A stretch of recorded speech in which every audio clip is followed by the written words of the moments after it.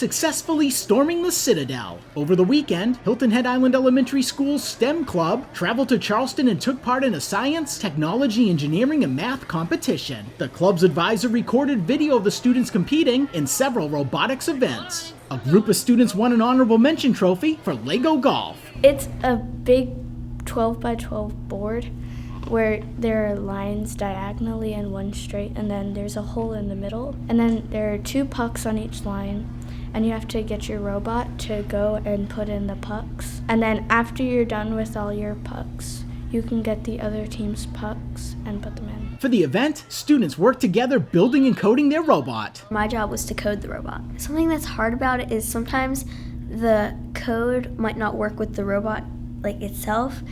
Like the turn might be too hard and the wheels might not be right for it, so you have to adjust the code. I was the builder, and it was really hard because we had to continue building the robot multiple times, and I had to go running back and forth to get pieces so we could hurry up. And then, I had to rebuild it 5 times. It was kind of scary.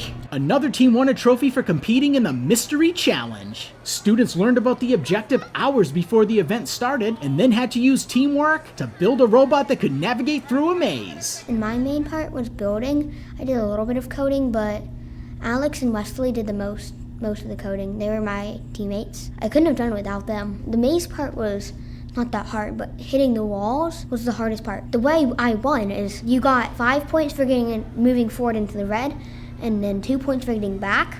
So I made it go forward into the red and back before going for the other squares that were 10 and 15 points. The club's advisor says she is proud of how well the students performed at the competition. It's a lot of learning about themselves as well as the coding and robots. They have to learn how to work together as a team.